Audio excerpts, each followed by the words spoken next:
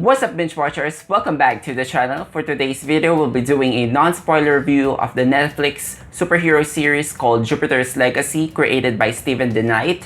This tells the story of a group of old superheroes called the Union who are now passing the torch of their ideals and codes to a new generation of superheroes. Most central to the plot is the Samson family. We have Sheldon Sampson, aka the Utopian, played by Josh Duhamel. We have Grace Sampson, aka Lady Liberty, played by Leslie Bibb. They are two of the most powerful superheroes in the Union, along with their children, Brandon, played by Andrew Horton, and Chloe, played by Elena Kampouris. Now, before we continue our review, why don't you guys please do us a favor by hitting that subscribe button. We do weekly reviews of movies and TV shows, and while you're at it, please give this video a like. Now, joining me in this review is my brother from another channel, Joshua Perez. Hello, what's up, bro? What's up, Kevin? How's it going? Are you excited for this one? Not as much as some people maybe. Okay. For me, incredibly underwhelmed. I didn't get a really good impression at the start from this series. And the thing with me is that I am so critical when it comes to superhero films or superhero TV shows, because there's just so many. Superhero films, prequels, sequels, spin-offs, reboots, you name it. So yeah, it's getting more difficult to actually bring something new to the table, something that's gonna really change the game. I know we had a couple shows like The Boys and Invincible, kind of stirring things up, but this kind of just backtracks from those series. That's what's really disappointing to me. The show centers around this theme of old values versus new values with the newer generation of superheroes. They have to uphold this certain code that they can't kill no matter what. They can never cross that line. They even joke early on with the cliched with great power comes great responsibility. How many times have we seen that? Like, this goes back to Sam Raimi Spider-Man trilogy. It gets very exhausting just having that theme come into play like every 5 minutes. And one of the other things that really got under my skin and annoyed me was that they spent the entire season punishing Brandon because of a mistake that he makes. They spent the whole season reminding us and making him the black sheep. It's very tiresome, I'd say that. Another problem, and it's a big one, is the pacing. The pacing is all over the place. I swear, I feel like there's 3 or 4 different series within this main series, you know, because on one hand you have a superhero film, on the other one it's a dysfunctional family drama, on another hand there's this period expedition piece to it. The tones are just kind of all over the place, so there's never really this clear focus or style as to what this show wants to be. And I think that's one of the main problems, is that it doesn't know what it wants to be or feel like. When you're watching it and you're seeing these flashbacks, there's a lot of interruptions when you're in the present day and you're kind of seeing the story flesh out, and then it's just constant jump into flashbacks or, you know, cuts to other locales or, you know, characters and situations. And you don't really get enough time to sit and dwell on what's really happening or even resonate with the characters, because everything is just so bloated. Like, there are so many characters that are thrown into this series with very little introduction. You don't really get to know them. Honestly, the most interesting part of the series was probably the 60 or 70 something boiled eggs at different temperatures at Sky Fox's mansion. And I thought that was really interesting, because I kept thinking, like, how big is this guy's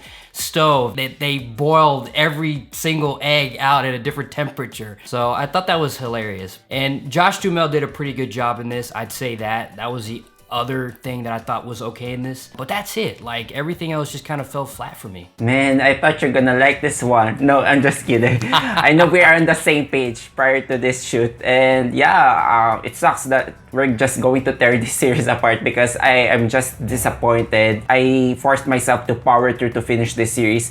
Well, for starters, there are 2 plot lines here. One is the present day, and they're mostly tackling about whether or not you should kill these villains, because who will keep these superheroes in check if they have the call, if they have the shots to kill whoever they want. It's mostly about talking points, honestly, and those same lines that you've seen on the previous superhero shows or movies before. It really feels uninspired And then we have here a 1930s plot. The origin of the old superheroes is just dragging and it's very overdrawn. And I kept asking myself, what is the significance of this story? Because it just breaks the momentum of what's happening in the present day, which they should be focusing on. And it's only by episode 6 that we finally learn the reason why this plotline is being shown. By then, you already know what's going to happen next because you've already seen events in the present day. So there's not much stakes and tension in that storyline, and it took up so much of the time. They even tackled about the Great Depression. You mentioned about the eggs. Well, I think that was fun. I think that was another superfluous detail that did not to be shown. Like, I know that it's the Great Depression during the 1930s, but why do they have to dwell on the topic so long? The show kind of presented these two plot lines, and by the end of the season, nothing much really happened. Especially for the children here, Brandon and Chloe. Chloe here, she's the most compelling character here. She got layers. But then again, it's your typical wayward daughter doing drugs, that type of arc you've seen in most TV shows nowadays, teen TV shows. And then Brandon here, he does something questionable yet necessary. Then throughout the season, he has this cloud over his head and he's just not given much to do. So structurally speaking, I feel like these two characters should have taken more roles, but they were just mostly sidelines, especially to the new generation of superheroes here. You barely know them. You just got introduced. Oh, hey, here's this character. Here's their superpower. I agree, because I think they should have spent a lot more time with Chloe and Brandon and focusing on the things they were going through. And there's quite a bit of time where they're kind of building up Brandon and we don't see him for what feels like episodes because, you know, we're jumping around to another character named Hutch. There's a bit of a touch of a heist series in there with Hutch and his gang. It's just even more characters thrown in that you don't get enough time to really feel for them. And, you know, another problem that I had was that the most interesting parts of the series, they never really showed us. There was a scene where Grace, and she's like, oh, you know, I was saving some villagers from a volcanic eruption.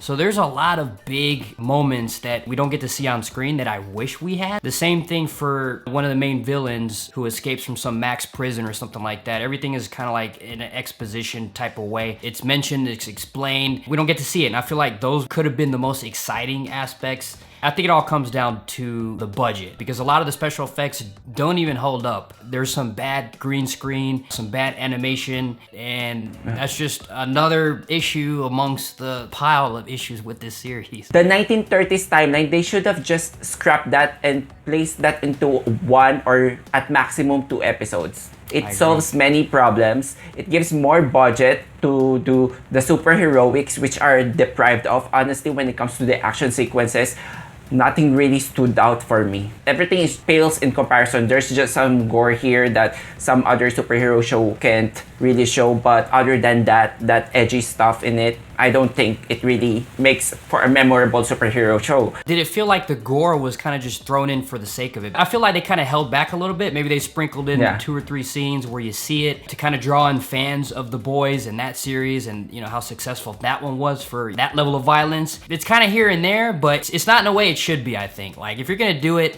go all in or just don't do it at all because it really didn't mesh well. Because you have this heavy family drama that is definitely something you'd see on TV like that, like a CW show. And then, you know, when you throw in the violence, did this somehow make it past the censors and just, you know, nobody saw it in post-production, but it just felt out of place. Well, I have a trivia for you, Josh, because I did some digging here and I found out that the showrunner, Steven DeKnight, left in the middle of the production due to some creative differences. So they featured some gore in the beginning of the show, right? Then towards the end, we got some lame superhero action sequences. So I think that's one of the reasons. And, you know, whenever a showrunner leaves due to some creative differences, that doesn't really bid well. Just in general, I am not digging the look of the superheroes here, most especially Josh Duhamel, because we get alternating scenes of him. How old is he? I have no idea. Maybe he's in his 40s, but he's playing essentially an 80-year-old guy. Then he's playing on the 1930s timeline, late 20s or early 30s. So these characters are in both extremes of his age. And when you see him on the 1930s timeline, oh, that's Josh Duhamel playing a younger version of him. And then when you see him in the present timeline, oh, that's Josh Duhamel with a bad wig. And I have this slight urge to snatch his wig while watching this show because he just looks uncomfortable. It doesn't look natural to him. Maybe it looks more fob for Leslie Bibb's character. Somehow the aging effects is not outstanding for me. I would have loved to see just the expedition side of it. I feel like there was something there. That should have been its own show right there, that whole voyage. Not a whole lot, but I thought that was the most interesting out of all the time. They should have just started with that in one episode. They could have just started with that. Left all the other things. But let's talk about the other characters here. You mentioned Hutch. Actually, Hutch is one of the new gen characters that I wish we get to spend time along with his gang. It's compelling to see characters which are morally gray. You can't really tell which side are they going to end. The show could have used that. We're dealing with Chloe's arc here, and then her arc crosses with the arc of Hutch. Then all of a sudden, boom, something happens. Like, am I missing anything? Have I skipped anything? No. It's just the way it is. It almost feels like the show kind of realized that the new generation characters are not so interesting. They have these typical storylines, typical personalities. So let's just show less of them until by the last episodes they're just barely featured. Yeah, so it kind of feels like they were saying to themselves, if one season is all we're gonna get, like, might as well just throw everything in there. Because normally you just want to flesh this stuff out, focus on the core and, you know, what's gonna set your series apart. But the tone and visual style it's really crazy. There's also an episode where we're in Tokyo and it's kind of like this Neo-Tokyo looking set piece, and there's a little bit of martial arts action and swordplay in there. And I mean, if you just watched just that scene, like, you would have thought you were watching a completely different show too. Like I said, there's just 4 or 5 different series in this show, just crammed all up in there. Yeah, I think Steven DeKnight leaving really impacted the show because it suddenly landed onto new hands who's not as invested as him. We didn't even talk about the villains. That was another issue too, is that there is no real central villain. You may think you know who the villain is, but it's not quite the way you think it's gonna be. It's just kind of blurred. Like, you don't really have that strong villain presence. I think that's a major flaw also. We're really looking for an antagonist here that doesn't really materialize by the end of the season. So you can't feel the stakes because the conflicts here is just mostly ideals being exchanged, and it's lame script, lame dialogue. And when it comes to setting apart from other shows, you want themes about having a dysfunctional family, I would just rather suggest you go watch Umbrella Academy. If you want the idea of superheroes being the subject of public admiration, just go watch The Boys. And if you want a superhero show about a father and son dynamic, go watch Invincible. So there are far more superior shows. I just wish that when it comes to the ideals that they're tackling, it made me feel more conflicted on which side to go for. Just like on Captain America Civil War, you know, whether superheroes are needed to be managed by the government or not, because they really made good points here. In here, it's essentially, we have this 100-year-old code, and let's see if it still applies on the present day. That's a very easy thing for me to answer.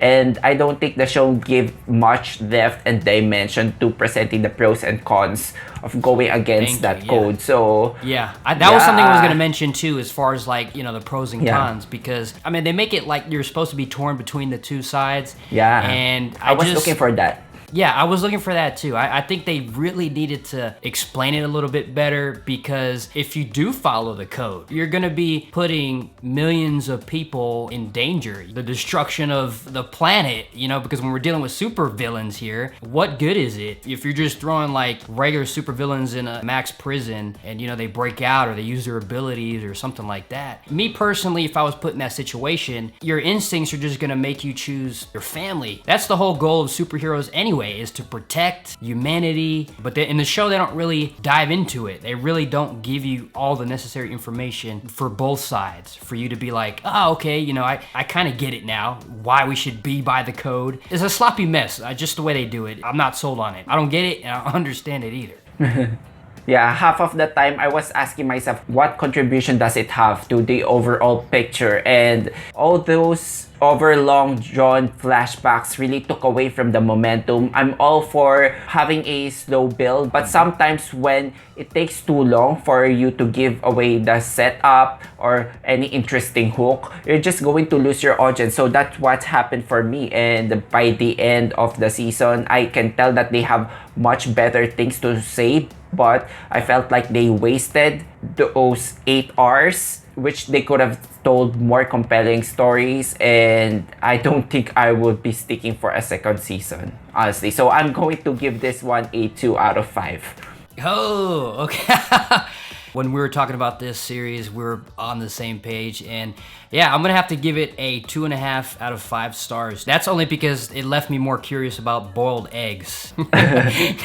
Like how I should be cooking breakfast and how many eggs I should be eating. I'd say opt in for The Boys instead, or Invincible. If you haven't seen those shows, those would be better options. Okay, so that's it for our non-spoiler review of Jupiter's Legacy Volume 1. I think they're already cleared for a second volume, but I don't know if many people will be watching, certainly not me. But how about you guys? Let us know what you think in the comment sections down below.